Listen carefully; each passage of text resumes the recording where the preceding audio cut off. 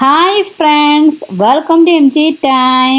ഇന്നത്തെ നമ്മുടെ റെസിപ്പി സദ്യ സ്പെഷ്യൽ മധുരപ്പച്ചടിയാണ്. വളരെ പെട്ടെന്ന് തന്നെ ഉണ്ടാക്കിയെടുക്കാൻ പറ്റുന്ന രുചികരമായിട്ടുള്ള ഈ മധുരപ്പച്ചടി എങ്ങനെയാണ് തയ്യാറാക്കുന്നതെന്ന് കണ്ടു നോക്കിയാലോ.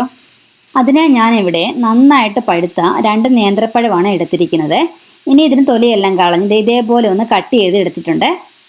ഇനി ഈ മധുരപ്പച്ചടി തയ്യാറാക്കി എടുക്കാനായിട്ട് ഇതേപോലെ ഒരു മൺചട്ടിയിലേക്ക് കട്ട് ചെയ്ത് വെച്ചിരിക്കുന്ന നേന്ത്രപ്പഴം ഇട്ട് കൊടുക്കാം. ഇനി ഇതിലേക്ക് 1 ടീസ്പൂൺ ഉപ്പിട്ട് കൊടുക്കുക, 1/2 ടീസ്പൂൺ മഞ്ഞൾപ്പൊടി, 3/4 കപ്പ് വെള്ളം ഒഴിച്ച് കൊടുക്കുക. ഇനി ഇത് നല്ലതുപോലെ ഒന്ന് മിക്സ് ചെയ്ത് കൊടുത്ത് അടച്ച് വെച്ച് മീഡിയം ഫ്ലെയിമിൽ പഴമൊക്കെ നന്നായിട്ട് വെന്ത് വരുന്നത് വരെ ഒന്ന് വെയിറ്റ് ചെയ്യുക. ഇനി ഇതിലേക്കുള്ള അരപ്പൊന്ന് റെഡിയാക്കി എടുക്കാനായിട്ട് മിക്സഡ് ജാറിലേക്ക് 1/2 കപ്പ് തേങ്ങ ഇട്ട് കൊടുക്കുക. കൂടെ തന്നെ 2 പച്ചമുളക് കൂടെ ഇട്ട് കൊടുക്കുക.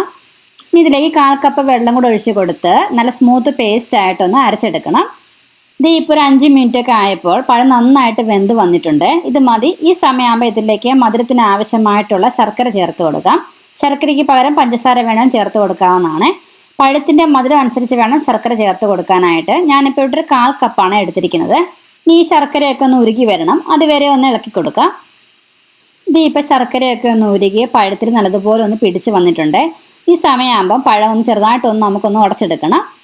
പഴമൊക്കെ ഒന്ന് ഉടച്ചെടുത്ത് കഴിഞ്ഞാൽ പിന്നെ ഇനി ഇതിലേക്ക് നമ്മൾ അരച്ച് വെച്ചിരിക്കുന്ന അരപ്പ് ചേർത്ത് കൊടുക്കുക.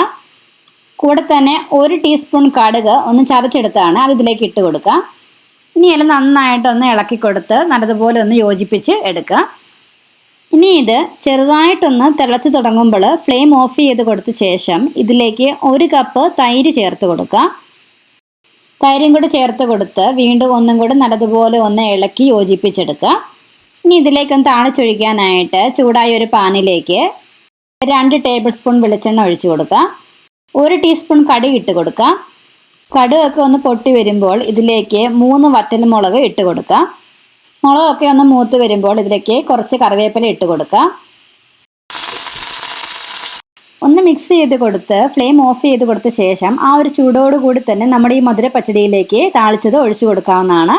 വീണ്ടും ഒന്നും കൂടി നല്ലതുപോലെ ഒന്ന് ഇളക്കി യോജിപ്പിച്ചെടുത്ത് കഴിഞ്ഞാൽ നമ്മുടെ രുചികരമായിട്ടുള്ള മധുര പച്ചടി ഇവിടെ റെഡി ആയിട്ടുണ്ട്. വീഡിയോ ഇഷ്ടമായെങ്കിൽ ഈ ഓണത്തിന് ഇതേപോലെ ഒന്ന് തയ്യാറാക്കി നോക്കണേ. തയ്യാറാക്കി നോക്കിയിട്ട് ഫീഡ്ബാക്ക് അറിയിക്കാനായിട്ട് മറക്കരുത്. വീഡിയോ ഇഷ്ടമായെങ്കിൽ ലൈക്ക് ചെയ്യാനും ഷെയർ ചെയ്യാനും മറക്കരുത്. കൂടാതെ ഇതേപോലെയുള്ള റെസിപ്പികൾക്കായി ചാനൽ മറക്കാതെ സബ്സ്ക്രൈബ് ചെയ്ത് സപ്പോർട്ടും കൂടെ ചെയ്യണേ. അപ്പം വീണ്ടും ഇതേപോലെ നല്ലൊരു റെസിപ്പിയുമായി കാണാം.